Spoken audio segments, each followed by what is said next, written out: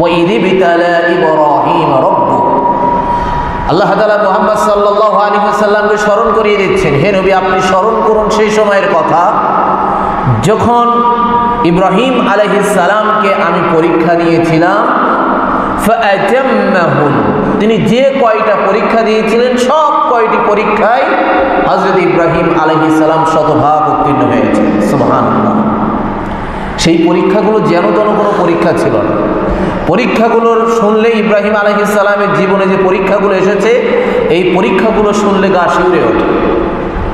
আমরা সেই পরীক্ষার ধরন কীরকম ছিল আমরা আলোচনা করব।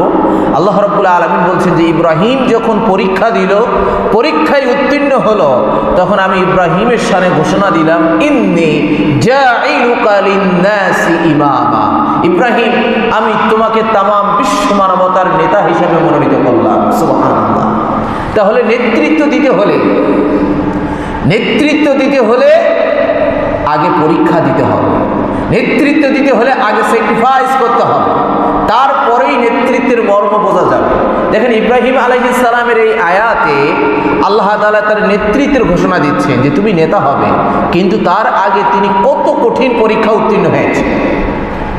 শত বাধা বিপত্তি উপেক্ষা করে যখন ইব্রাহিম আলাইহিস সালাম আল্লাহর উপরে পূর্ণ তাওয়াক্কুল নিয়ে তিনি ময়দানে আছেন, তখন আল্লাহর পক্ষ থেকে আওয়াজ হলো, ইন্নী জাঈলুকা লিন-নাসি ইমামা, আমি তোমাকে বিশ্ব মানবের নেতা ঘোষণা করে দিলাম। সুবহানাল্লাহ। তাহলে নেতৃত্ব দিতে হলে সাহসের দরকার আছে। নেতৃত্ব দিতে হলে কিসের দরকার আছে? সাহসের দরকার আছে। কোনো ভীরু কাপুরুষ মানুষের নেতৃত্বের আসনে অধিষ্ঠিত হতে পারে না। কারণ ইব্রাহিম আলাইহিস সালাম যে পরীক্ষাগুলো দিয়েছে এই পরীক্ষাগুলো কোনো ভীরু মানুষের পক্ষে অতিক্রম করা এবং এই পরীক্ষায় কামিয়াবি হওয়া কখনো সম্ভব ছিল না। সম্মানিত মুসল্লিয়ান, ইব্রাহিম আলাইহিস সালাম এই পৃথিবীতে এসেছেন নূহ আলাইহিস সালামের 2000 বছর পরে। নূহ আলাইহিস সালামের কয় হাজার বছর পরে? 2000 বছর পরে ইব্রাহিম আলাইহিস সালাম এই পৃথিবীতে এসেছেন। এমনকি ঈসা আলাইহিস সালাম থেকে ইব্রাহিম আলাইহিস সালামের ব্যবধান ছিল 1700 বছর। কত বছর?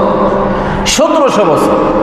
ইতিহাস পর্যালোচনা করলে দেখা যায় হযরত ইব্রাহিম আলাইহিস সালামের বংশে আল্লাহ তাআলা অধিকাংশ আম্বিয়া আলাইহিস সালাম দুনিয়ার বুকে পাঠিয়েছেন। সুবহানাল্লাহ।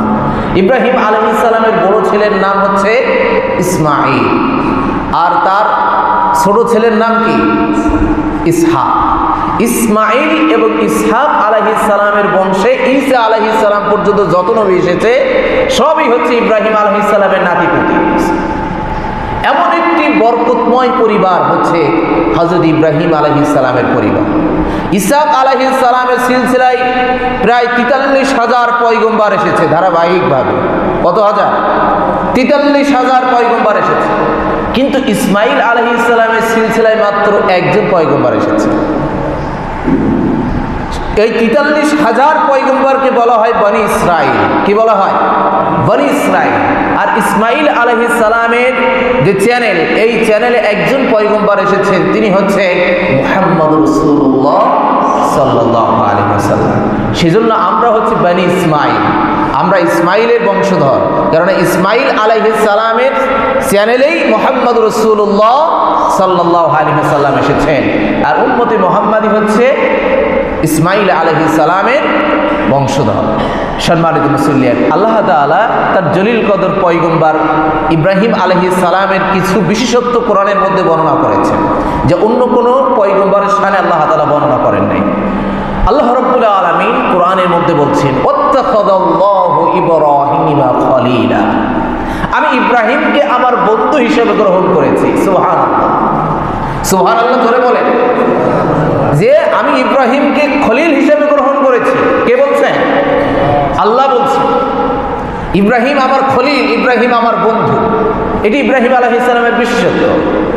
এরপরে আল্লাহ রাব্বুল আলামিন বলছেন, ইব্রাহিম হচ্ছেন মিল্লাতা আবিকুম ইব্রাহিম, তোমাদের জাতির পিতা যিনি হবেন তিনি কে? ইব্রাহিম আলাইহিস সালাম। জাতির পিতা কে?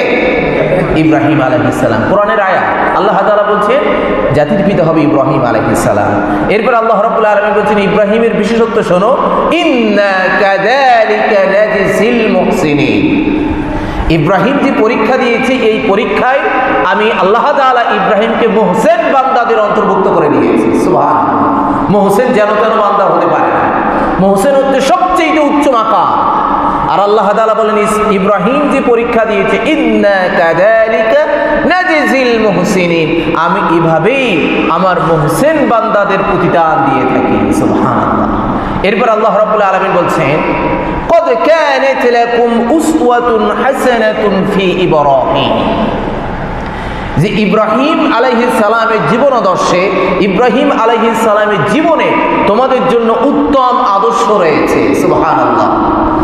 কোরআনের মধ্যে আমার যতটুকু জানা, আমার কোরআনের মধ্যে আল্লাহ রাব্বুল আলামিন কদ কানা লাকুম ফি রাসূলিল্লাহি উসওয়াতুন হাসানা, আল্লাহ তাআলা তার হাবিবের শানে বলেছেন রাসূলের জীবনে তোমাদের জন্য রয়েছে উত্তম আদর্শ। আর আল্লাহ তাআলা ইব্রাহিম আলাইহিস সালামের শানে বলেছেন কদ কানাত লাকুম উসওয়াতুন হাসানাতুন ফি ইব্রাহিম, ইব্রাহিমের জীবনে তোমাদের জন্য রয়েছে উত্তম আদর্শ। সুবহানাল্লাহ।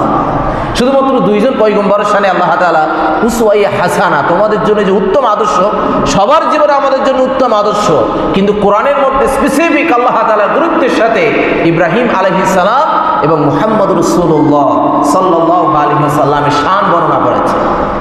এরপর আল্লাহ রাব্বুল আলামিন বলছেন ইব্রাহিম হচ্ছেন, তার মান হচ্ছে এরকম, ইন্না ইব্রাহিম কানা উম্মাতান কানিতান লিল্লাহি হানিফা।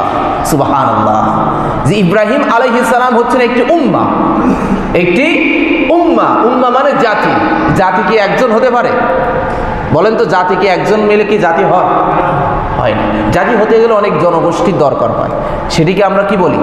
জাতি। আল্লাহ তাআলা ইব্রাহিম আলাইহিস সালামকে এখানে জাতি বললেন কেন? বলার অর্থই হচ্ছে একটা কওমের মধ্যে, একটা উম্মার মধ্যে যে গুণাবলী থাকা দরকার, যে যোগ্যতা থাকা দরকার, আল্লাহ তাআলা সেই গুণাবলী, সেই যোগ্যতা সব ইব্রাহিম আলাইহিস সালামের মধ্যে দিয়েছিলেন। সুবহানাল্লাহ। সেই জন্য আল্লাহ তাআলা বলছেন যে ইন্না ইব্রাহিম কানা উম্মাহ, ইব্রাহিম আলাইহিস সালাম ছিলেন উম্মাহ। সুবহানাল্লাহ। এরপর আল্লাহ রাব্বুল আলামিন বলছেন আমার ইব্রাহিম হচ্ছেন, ইন্না ইব্রাহিম লাহালিমুন আওয়াহুম মুনীব। ইব্রাহিম আলাইহিস সালামের গুণাবলী আল্লাহ তাআলা বর্ণনা করছেন যে ইব্রাহিম আলাইহিস সালাম অত্যন্ত সহনশীল এবং তিনি বিনয়ী এবং আল্লাহমুখী। সুবহানাল্লাহ। সব সময় আল্লাহর পানে চেয়ে থাকে। এরপরে আল্লাহ রাব্বুল আলামিন ইব্রাহিম আলাইহিস সালামের শান বর্ণনা করছেন, ওয়া ইব্রাহিমাল্লাযী ওয়াফা। ইব্রাহিম আলাইহিস সালামের শানে আমি আল্লাহ তাআলা যে কৃত ওয়াদা ছিল, অঙ্গীকার ছিল, ইব্রাহিম আলাইহিস সালাম সব কয়টি কৃত অঙ্গীকার পূর্ণ করেছিলেন। সুবহানাল্লাহ।